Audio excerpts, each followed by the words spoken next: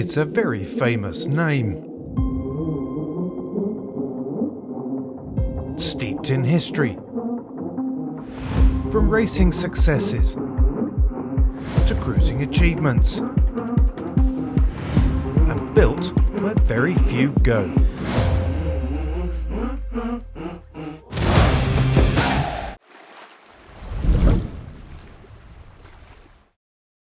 If you were setting up a boatyard with the aim of producing some of the largest and most elegant yachts in the world, you'd probably be looking for somewhere where you could have 24/7 access to the water. A location where your brand would be noticed, and a yard that was easy to get to for everyone.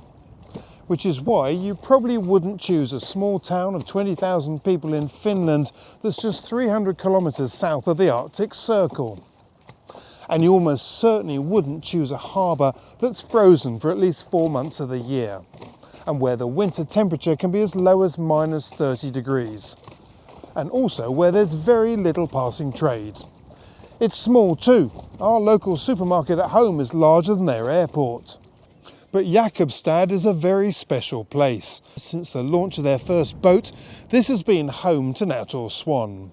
And during that time they've expanded, moved and developed this huge purpose-built facility on the waterfront.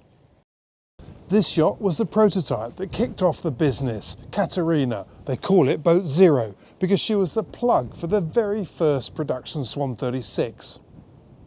And here she is, Tarantella, the original Swan 36, which is a handy coincidence because just over there is their latest and largest maxi swan, the giant Swan 128. It's the first of 2 such maxis. Boat number 2 is currently under construction and they are stunning. From the Swan 36 to this is quite some journey in 6 decades, during which time the company has built 2,300 boats. In fact, they have no less than 5 boats over 100 foot in build right now, in addition to this one. The common thread throughout almost 6 decades is their reputation for building robust, elegant and sea-kindly cruisers. And there's 2 reasons for this. The first is that up here, self-sufficiency isn't just nice to have, it's essential. And secondly, in an area renowned for its rocky archipelagos, hitting the bricks is going to happen at some stage, no matter how careful you are. And for that, you need a well-built boat. Jakobstad, where Swan is based, is a fascinating small town where boat building is in their blood. I've been here a couple of times before, but that was a long time ago. So long ago, it was before the company moved into Italian ownership, a move that many said would be short-lived and potentially compromise the reputation of the company. But that's precisely what didn't happen. Instead, a new purpose-built yard was created with superb access to the water. Their range got bigger, innovation flourished, and the top end of the range burst through the 100-foot size and beyond. But their plans go even further. A new range of super yachts starts with a 44-metre Swan that's due in 2028, to be followed by a 56-metre. The new yachts will also be a big step forward for the company as they'll be built in aluminium. So there's plenty going on, and when we were invited to come up and see how things had changed, it was an easy one-word answer: yes. As well as being offered a tour of the yard, we were taken out on one of their latest and largest launches, the Swan 108 Be Cool. But first, we took a look at how Nautor Swan build boats, and we started with the hull laminate. And while this is one of the key building blocks, it also says plenty about how a company that is steeped in tradition and craftsmanship sees its relationship with modern materials and techniques. For a company that builds so many cruising boats, I don't think I've ever seen quite so much carbon in the company. I mean, it's what you do now, isn't it? Yes. On the serial yachts, let's say 58 footers and down, we do use fiberglass infusion method as our main, let's say, lamination method. But going up in size, and especially on all the maxi yachts today, it's all about carbon. Carbon hulls, carbon decks, carbon structures and so forth. And the main methods in that carbon we use print, which is It's basically a pre-impregnated material in the sense that the fibers are dry, but there is a layer here of resin, which is in solid state. And this will, the viscosity will change when we heat this up. So it's all stored in the freezer, -18. And once we take it out of the freezer, we got 2 to 3 weeks to lay it out in the mold and then cure it under vacuum and elevated temperature, about 85 degrees centigrade. And when we do so, this resin will then impregnate the fibers. So we know before we start, we know the exact amount of resin, we know the weight itself, so we can predict exactly what the piece or hull will be in terms of weight. And on top of this is for biaxial type of fiber, so the carbon fibers are going in several directions. In this case, it would be 45 and 45. It might look like this is a fiberglass boat. It's not. It's what we're seeing is just the foam material. And then on top of this now we start to put the inner skin, which is, so the outer skin is cured already. The foam material is bonded to the outer skin, and then next stage is to put the layers of inner skin laminates on the foam. These could be, for example, layers of fibers going into the inner skin. These are now pre-impregnated fibers that will go into the inner skin. Obviously the protective film is being removed first, and then different layers are going in different direction for the load carrying capability. And when all layers are in, we put a vacuum bag on top. We check the mold for vacuum integrity. We do several drop tests to ensure that it's all good to go, and then we fire up the oven. So right. And the oven, this is the oven that we're in at the moment? We're in the oven now. So this whole area will be then heated up to 85, 90 degrees centigrade. Wow, crikey. And we run it a 20 hour cycle approximately. Normally we don't want to move the hull before we have a minimum amount of structures in. So that, because every time we move something, you rattle and shake it a bit, and then we need to ensure that it's all, let's say, sturdy, nice, sitting well in the mold. But we're speaking about a cycle of around 20 weeks, depending on, give or take. So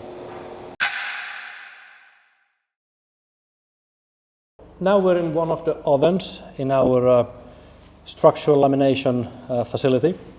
What we're looking at here is bulkhead I for the 108 number 3. So this is now more or less ready for curing. All the layers on this bulkhead has been laid up on both sides. There's a protective bag on top, peel ply, and then a vacuum bag will be placed on top. And then again, this is an oven heated up 85, 90 degrees, and then out comes a ready cooked bulkhead.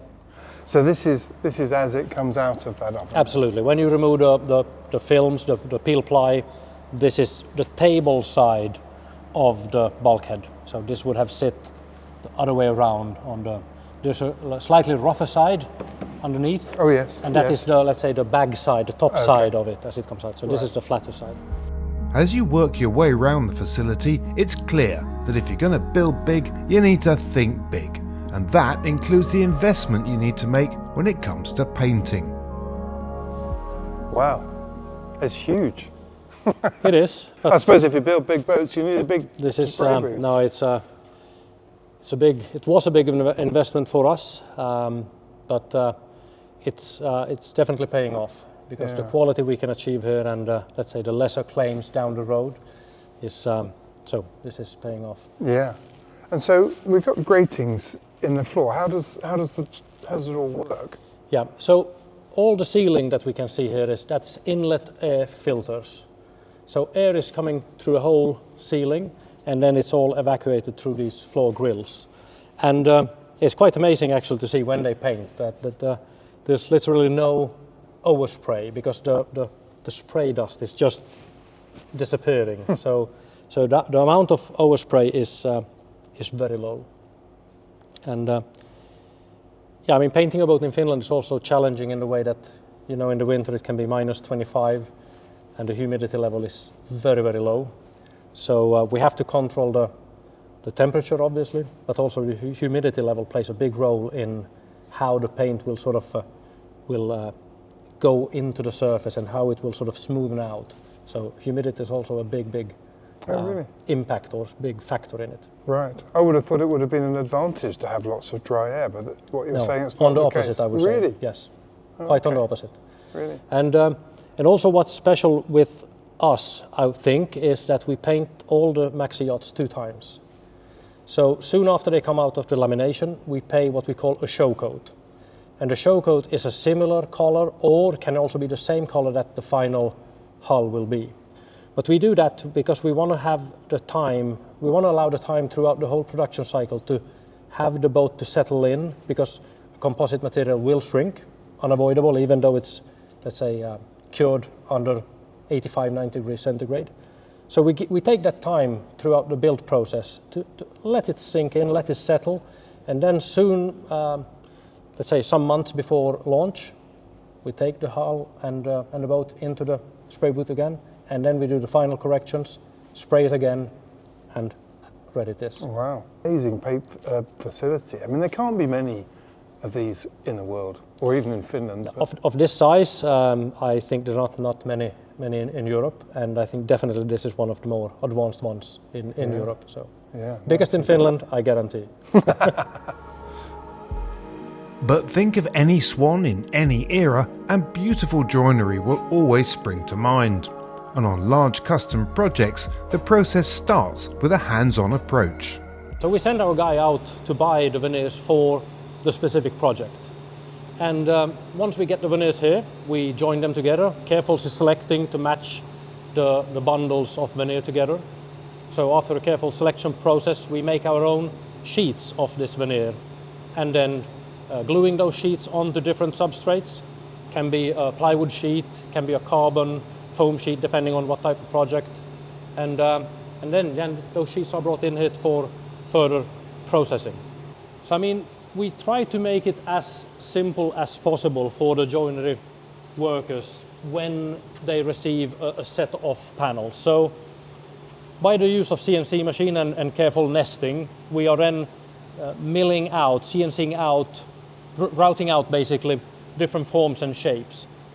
And also today we don't use many screws at all when we assemble a furniture, because these are glue flanges, and by having milled this way we can increase the surface area and we can have a much more stiff and rigid furniture without using screws. Oh, this is Nomex. This is aluminum Nomex, Yeah. for a floorboard. Oh, So right. very stiff, relatively lightweight. Yeah, so different substrates on for different purpose. It might look traditional on the outside, but some of it is quite advanced, isn't it? I mean, an aluminium Nomex core, I mean, that's It's how we do it. really. But I mean, with the combination of foam, cork, rubber, Nomex core, it's quite a lot of.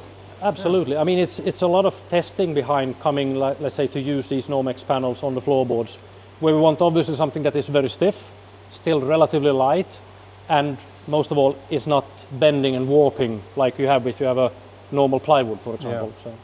I think earlier on today we were looking at a door frame and looking at the end section, and it's really complex, isn't it? Yeah. Because you've got a core, I can't remember what the timber was for the core, but then a veneer around the outside. Absolutely, and then in a door itself you can also have different density foams. For example, if you need to attach a hinge or a door lock, you might have a different density foam because you can screw something into it, it's more sturdy. Whereas the rest of the door could be a lighter foam material, because just to save weight again and come up with a lighter end product. And as far as the timbers are concerned, we're seeing, I mean, across the industry, it's well known that teak is getting harder and harder to source, isn't it? We're seeing a lot more oak now, and other. Indeed. Presumably, that's a change that you're going through as well. Absolutely. I would though say that teak finding teak, there's not a shortage of teak, but there is a definite shortage of good quality teak. And today it means that if we have a request for a teak, the owner will have to accept that the planks might be shorter, it might be faster growing teak, and definitely we have to source it through sustainable and, let's say, certified sources. So teak is available, but the quality is not near to be what it used to be, 20, 30 years ago. So there is a big shift into oak, and we're all happy for that. So yeah, most of the interiors today is oak. I think when I came here, it must have been 25 years ago, in a different facility, I remember talking to someone whose nickname was the Teak Hunter. Absolutely. No, we used to send people to, we can't do it obviously today anymore, but we used to have people traveling to Burma regularly to source the teak that we needed for the project. So. Yeah, fascinating. At what point do they then get varnished and... They would be varnished after they are assembled. So for example, this piece now, nearly ready in assembly, then they would go down to the surface treatment room that is also downstairs. Okay. And that's quite a fiddly process, isn't it? It's not like you're treating I know in some yards they actually, in the mass production yards, they tend to treat the timbers when it's in its flat state and then they assemble it. Yes. No, I mean, we are aware of that is being done, but we think that this is the correct way to do it, because when you fit joinery pieces together, you might need to cut and sand. And if you do the surface treatment before, you will end up with a lot of small places where you don't have treatment enough, or you have sanded through, for example. So we believe that this is the best way to do it. So what we see here is furniture that has come out of the joinery, and we have a station here where we assemble those joinery pieces into bigger modules. So in practice we can pre-assemble a whole front cabin of a 48 that is then lifted into the hull before the deck goes on. And is there a limit to the size of boat that you can do this for, or does it depend on the units that you're putting in? Yeah, this we have developed for the serial yachts, which I would say 48, 51, 55 and 58. Then when we go bigger in size, it becomes more customized also what the client wants to have. So we haven't developed the modularity in the same way that we have done on the serial yachts. Now, I presume, I mean, they're big yachts, so you're not moving them down a production line. Do they just stay where they are? Exactly. We do have build cycles, but the yacht stays in one place throughout the build. Right. And you can bring in, I see this boat down here has no deck, so you bring the deck in over the top once everything's... Exactly, yes. We bring in let's say, the empty hull, and then we start with the infra installation, so the tanks, the piping, the electrical wires, and then the furniture will start to come in, deck goes on, and then continue the furniture installation after deck into the stage where we are here, so more or less getting ready. And then we will also move the boat into our test slot right here, where we then do the water testing, leak tests, we run the engine, we run the generator, and so forth. So. Right. There are very few builders in the world that produce multiple super yachts alongside each other, but up here, building over 100 foot has become the norm. 108 number 2. Right. So this have just come into the assembly stage. So now we're starting the first installation, so cable conduits, preparing for tanks, hydraulic lines, and plumbing, and so forth. Right. And parallel to that, we also have the filling and fairing process happening. That's why you see the blue tent being all around here. So. Right. You realise how many bulkheads there are? There's a lot of structures that needs to be built. Yes. Yeah, it's amazing, isn't it? And that's all got to come together at the right time. Yeah, there's a sequence. So there's a sequence in which it needs to come into the boat. Right. And because they're all optimized in where they need to be, and they have to come in a certain sequence, because otherwise they won't fit. Oh, really? So. Yeah. And those bulkheads are fitted when it's still in the mould, is that right? Yes. Let's say not necessarily all the bulkheads. No. But we want always a minimum amount installed, so that the boat or the hull is let's say all rigid and structurally sound before we demold. Yes. And much like waiting for buses, in Jakobstad you plan to see 100-footer, and soon enough there's another one alongside. But this one's even bigger. Next to us is the 128 number 2. Right. And where we have the deck installed already. So, yeah, it's, I mean, comparing to the designs already, let's say 20 years ago, it's quite a difference. Yeah. I mean, standing here and looking forward, and you can see sort of maximum beam is where you'd expect it to be, somewhere around midships, but it barely comes in at all. Yep. At the stern. I mean, the total hull volume of this one compared to, let's say, the biggest boat we built, which is the 131 footer, the total hull volume is not that different. But when you compare the actual, let's say, interior space, then you have a close to 20% difference in between the two, because Really?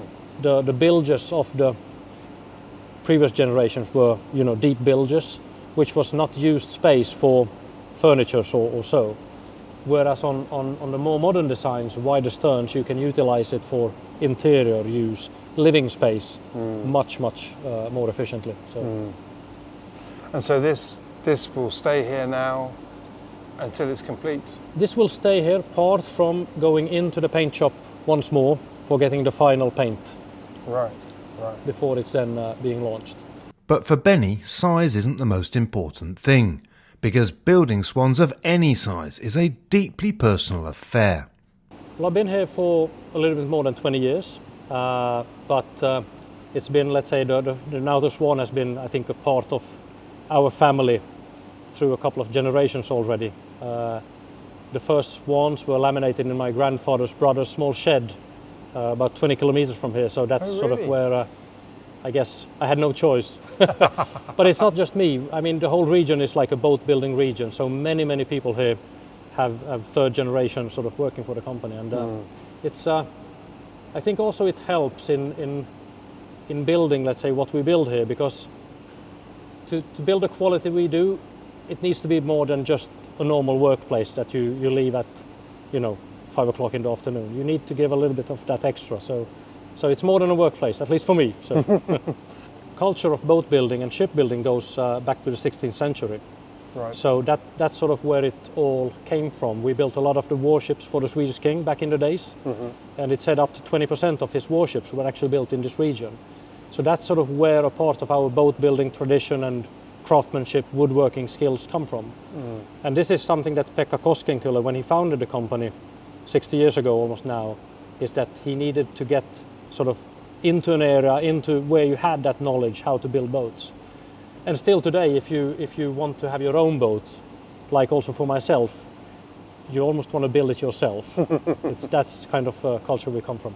I mean, when you walk along, there's a corridor here with, it looks like a Hall of Fame really. It's got a picture of every model that's been produced. And it's a very clear reminder of how diverse some of the designs have been over the years. And do you think that the company's, it looks like part of the success of the company has been its ability to not be afraid of experimenting and change, because some of the designs have been quite, I wouldn't say radical, but they were radical in their departure. They haven't stuck to a particular style, and not all of them have worked.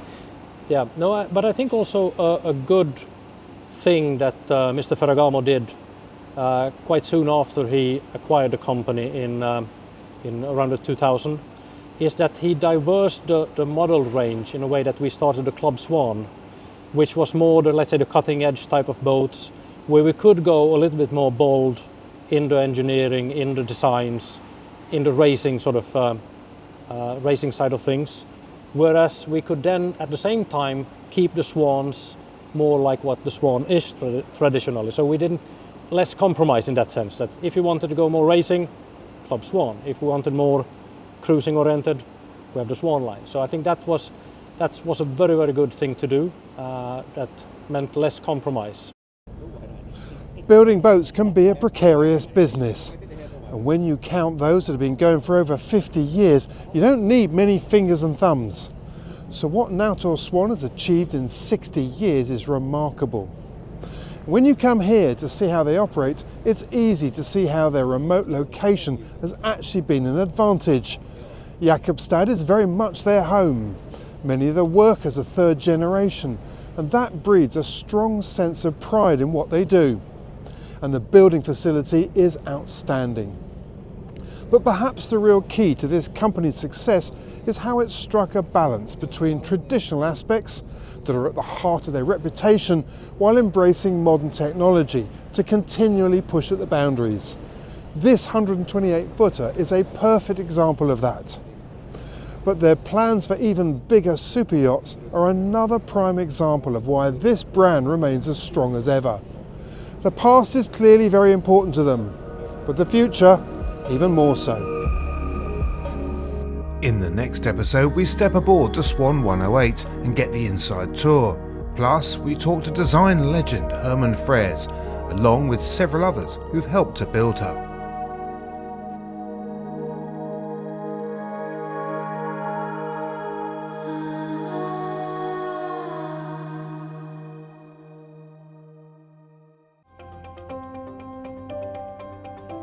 The Reborn Admiral's Cup was a huge success last year, so much so that it's already inspired design house Reichel Pugh to announce their striking new Admiral 42. In partnership with high-performance builder San Giorgio Marine, the 42 is designed to fit the small boat slot at next year's event. They're deliberately targeting teams that demand the lightest, strongest and most powerful boat in the class. Hull and deck will be made from intermediate modulus carbon. The powerful sail plan will be set on a carbon mast and boom, and there's the option to have 300 kilos of water ballast. The design features the latest in hull form and appendage development to perform in both the inshore races in the Solent and offshore.